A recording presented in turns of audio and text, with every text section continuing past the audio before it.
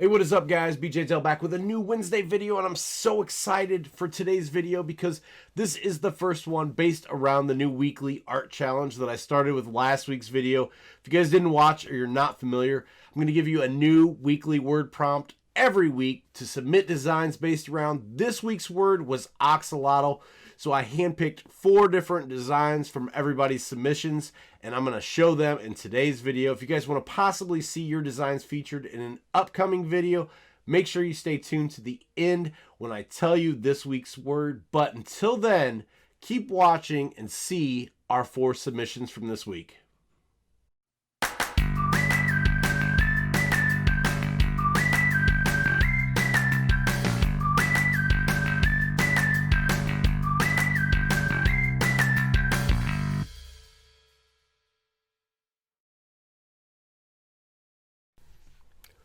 Alright guys, so let's jump into today's video. Like I said on the intro, today's art critique is all about the weekly art challenge that I threw down the gauntlet for last week.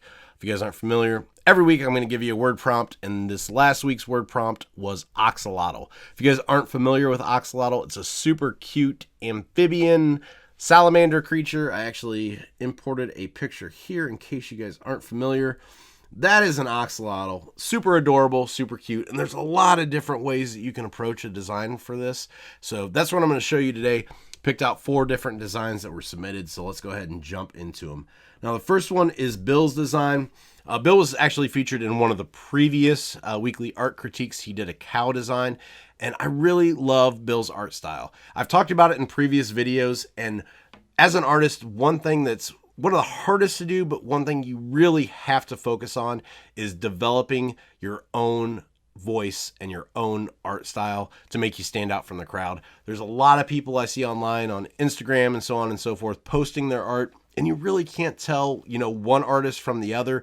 A lot of people have been doing a lot of art, and taking tutorials and looking at other art online and copying it, or, using a certain style that's already out there.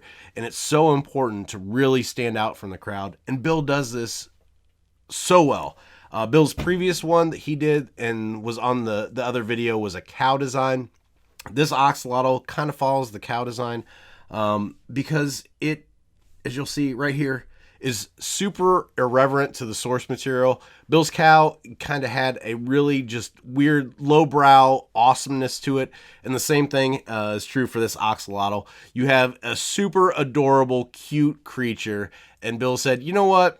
I'm going to throw a middle finger to that, and I'm going to make it just stand out and just almost look ugly, but it looks so cute it works. So, he made these huge lips, the teeth just work, and you're not going to look through Google Images and see an oxalotl that looks like this. You're going to see this and go, oh, that's Bill's drawing, because he just kind of has that own style that sticks out. Like I said in the previous video, it reminds me a lot of like Ren and Stimpy stuff, and I just absolutely love it. The choices and the colors and the eyes and, like I said, the lips, the teeth are just fantastic. The only thing that I would change was the highlights here. I would go ahead and probably drop the opacity on there because they're super white, so I would let a little bit of that color underneath show through.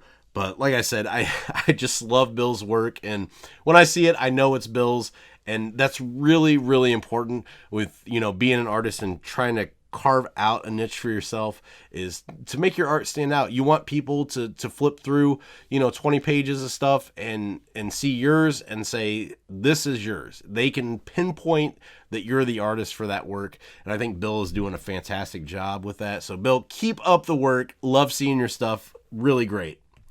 So next up is Mathias, and Mathias was featured in one of the previous videos as well. So obviously Mathias went the cute route, as pretty much did all the other people. Bill just stood out on his own, and I love you for that, Bill. So Mathias really has a good character design here. I love the extra touch of the earring and just the positioning.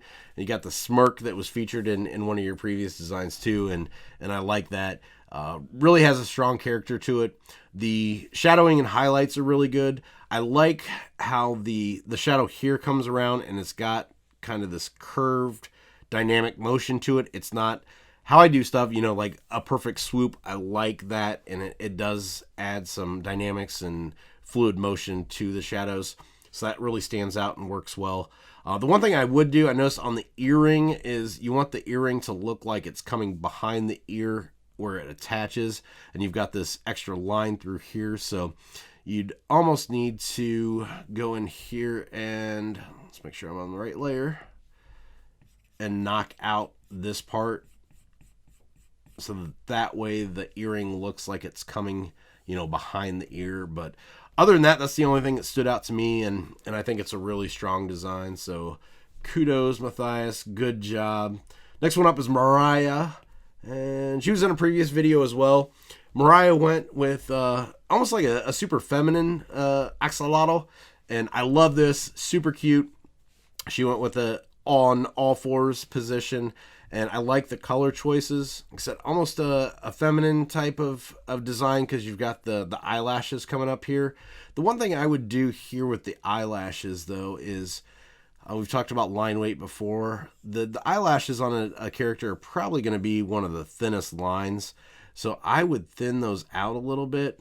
They look kind of jumbled and bunched up right now, so just thinning those out looks a lot better. You see they're kind of just all in together right here. So I would thin those out over here and then over here on this side. I think that's going to work a lot better. But one thing I was really impressed with Mariah's, and I'll pull down here to show you. We've talked a lot about line weight in the past, and I don't know if she's aware that she did this. I think so, because showing the reference picture of an axolotl, I pulled up another one here. Look at the way the body works here. You've kind of got the solid shape of the tail that comes around, and then you have this almost membrane that comes around the tail. And she did a fantastic job of portraying that in her picture. So you see the thicker part of the tail has got this, super thick black line, but then she dropped the weight of this line around the outside, so it gives that membrane feel. You can tell it's a lot lighter, and that's one of the importances of line weight, is that you can show the viewer stuff like this. They might not put it together, two and two in their head, saying, okay, well, I can see why that looks that way. It's just going to work by looking at it, and I think she did a really great job on doing those thinner lines around there to give that the membrane look. Now, the one thing is, though, let's pull this up, the kind of parts that come out here around the parts here on the head, I would do the same thing to give that membrane look, the little floaty look. I would do that as well up here. So you've got these lines going around as thick as these lines here. So I would thin these out just like you did on the tail to kind of give that same look over here. Because as you can see, it's kind of the same effect in between there and with the tail. So yeah, if you can thin those out, I think that would look really good. The other thing I really like too is obviously use the the technique that I've taught in my videos of dropping the opacity of the shadow layer, but then she also added in this extra color layer here to give another little bit of depth to it and character. So I think that's really good. The little spots here work really well. So fantastic job, Mariah. I love it. So let's go on to the last one. Last one is from Grant. Let's pull that up. There we go. And this one honestly stands out the most to me. This is what I would use, if I was doing this for like client work, or, to kind of stand out in the marketplace if you're marketing your work on print on demand platforms or anything like that. This one just would appeal to the masses, basically, and that's really important to think about when you're looking to sell your artwork and to make the most out of your designs. And I think Grant just knocked it out of the park on this one. Went full on with the cute axolotl, and just really works. The dynamics of these parts here, they just kind of look like they're floating in water because of the curves and everything. The huge eyes, the cute mouth, just everything works really well. The one tip that I would tell Grant, based on the previous comment on Mariah's, is that I would probably do the same thing she did here and thin out those lines just so it looks like it's that membrane going around it. just so it's a little bit closer to the source material. I think it worked really well on hers, and I would probably do that here, but as you can see, the shadows and everything work really well. I would drop the shadow on this side. You've got the light source coming in this way, so this shadow here actually would not be present, so I would knock that out, have the shadow start here and wrap around there. But other than that, shadow wise is good. This one gives off a shadow here, so you're good there. And yeah, I think it's just a really fantastic design. Super good. And this would be something, like I said, I would put up myself, and I think you can do a lot with this. So if you guys have come to my channel through the Merch by Amazon or print-on-demand platforms, this would be something that would kill it on those platforms for people that are searching for axolotls. Personally, I've never looked to see, really what the competition is on there, but I think this one would do super well. Something like this too kind of brings up the point which I've talked about before on some of my previous videos and also in some of the interviews that I've done, is scaling is super important when you're on the print-on-demand platforms, especially Merch by Amazon. If you're hiring a designer or if you're doing designs yourself, you want something that you can use more than once. And this is kind of a design that I would do that for. So let's say you're hiring a designer and you have to pay them. You want to get the most bang for your buck. On the flip side of that, if you're an illustrator and you're doing all of your own artwork, you also want to get that return on investment of your time. And just doing one design, spending hours on one design, and then only being able to use it once is really not good business sense. And I try to just scale everything out as much as I can. So let's use grants for an example here. Super cute picture. If you're using this, obviously drop out the background, but you could just put the axolotl by itself on a shirt and sell it, or on stickers or anything else. But there's so much more you can do with this. So creating assets that you can reuse over and over again, super important. So let's say that you have, boys or girls that might love axolotls, and their parents want to find them something cool for their birthday. So, you could throw a birthday hat on this little guy here. You could put, kind of like confetti and streamers coming down. You could even, draw in a birthday cake with candles. And this is stuff that you could reuse over and over again, but just apply them towards every design that you're doing. So you got a birthday shirt out of it. You could also, scale this to boys who love axolotls. You could scale this to girls who love axolotls. You could, it's coming up on St. Patrick's Day. You could throw, a St. Patrick's Day leprechaun hat on here and, put a pot of gold over here, and all of a sudden you've got a St. Patrick's Day shirt. You could, throw a 4-leaf clover in here, and all of a sudden you've, right there, you've got 6 designs based off of one design with very little work. So that's one thing I always look at, is how can I get the most bang for my buck on doing a design?